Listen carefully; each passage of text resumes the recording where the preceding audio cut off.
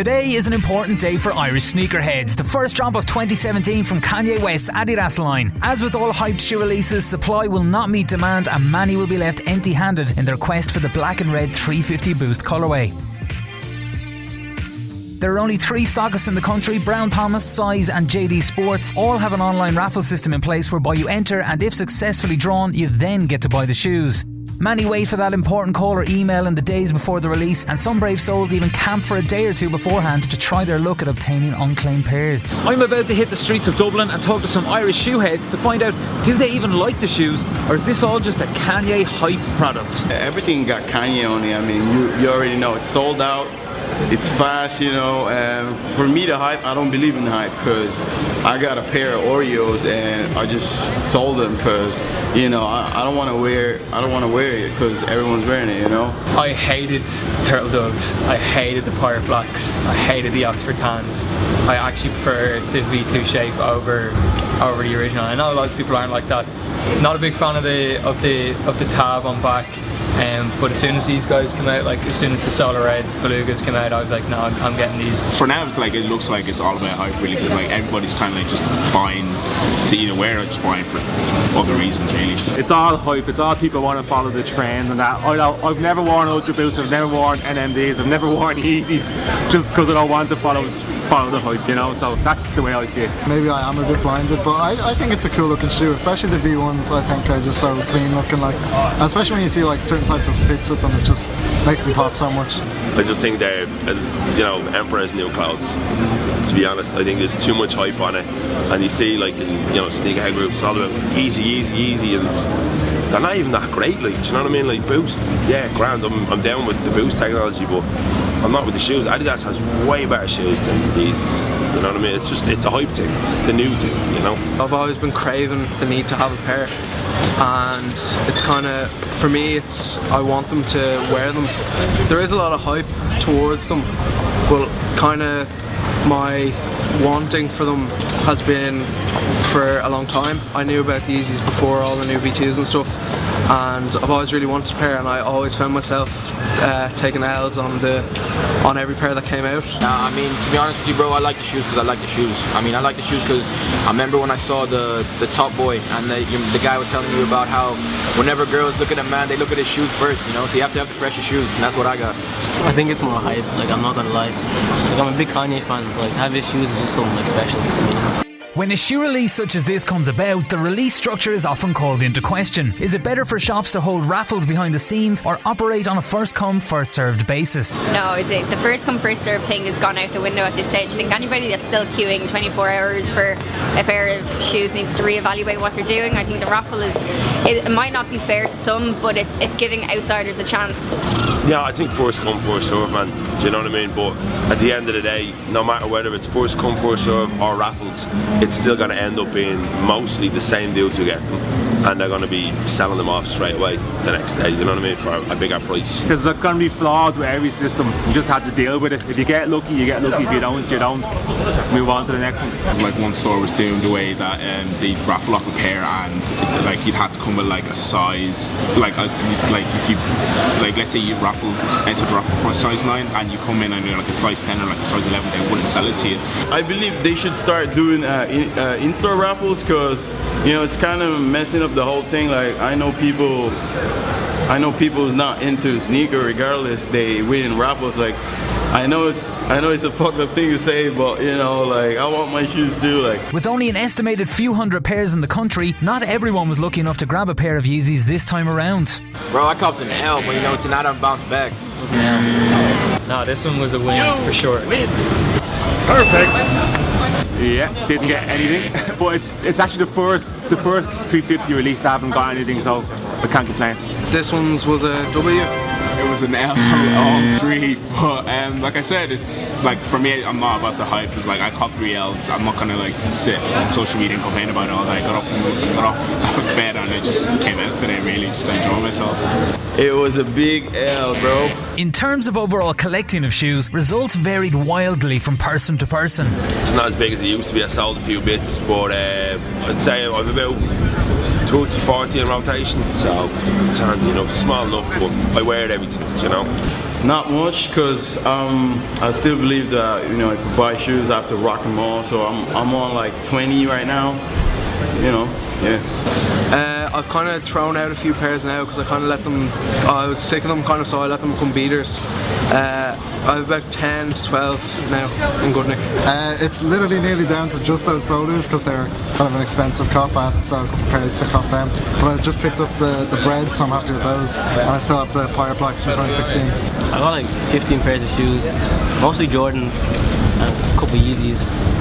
Not big anymore, it's down to about maybe 10-15 pairs. Sold a good few recently, so I'm gonna build back up. Right now I'm like 21 right now in the collection, so yeah, it's good. It kind of ranges everything from my everyday Vans to Doc Martens boots, and then all the way into like my second pair of V2s now, and some like really weird offshoots of like Saucony and Reebok. But as with all interests of this manner, there is always someone more hardcore than you. Even more than me with my close to 100 pairs. Peter Kendrick is a married father of 2 from Dublin and has seen it all come and go in the shoe game since the 80s. His collection currently weighs in at over 300 pairs and many holy grails lie within its boxes. The attic is insulated, so they're all in the attic and they're under the beds and in the wardrobes. They're all over the house. Just going shopping. In any time we went away anywhere, we used to go back and forth to London quite a bit with mates and that, like for clubbing and that, so you'd go shopping straight away. First thing, up to Oxford Street, up to JD, and they had that room with the famous JD wall, you know. There, Offspring, I used to go to a couple of smaller shops in London, like the Hideout, that's gone now, and places like that.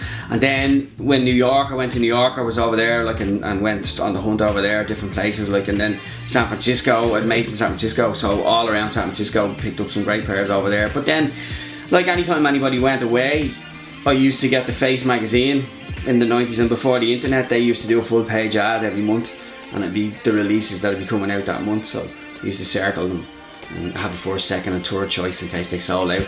And if anybody was going to London, give them the money and they'd go over and like hit JD for me, you know.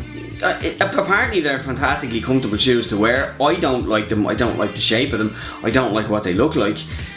You know, technology wise, I'm sure they're doing the business, but it's totally built around hype. It's for the kids, and it's driven by the internet, and it's driven by people wanting to have something that they think is cool or is the thing to have. It's not for me. I'm not dissing anybody. If that's what you're into, that's what you're into, you know. If you've got the money, you're gonna buy them and wear them and enjoy them, then go for it. Like, but for me, I don't get it. I don't understand it. It's lost on me. Like I was saying to you, like if I pick a shoe up and I look at it, I want to go, that's a good looking shoe. That's a thing of beauty, like a Superstar, a classic suede, a Puma State. You pick up a pair of Yeezys, it looks like a dog tour.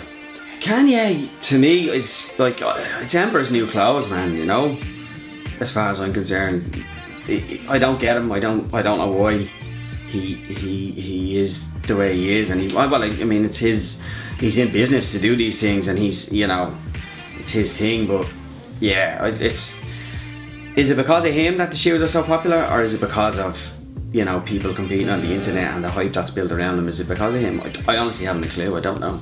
One thing that often surprises people is the value of these shoes on the secondary market, sometimes even selling for up to 5 or 10 times their original retail price. Now, full disclosure time, I've resold heavily myself in the past, but always to fund other shoes from my collection, often priced at an equally extortionate price from a fellow reseller. It seems I'm not alone in this either. I'm probably about to right now, so I don't know, ask me again in like 15 minutes. Right now it's paying for my flights to go to Fashion Week, so yeah, it funds the game. It's like it's a full kind of circle thing, you know. So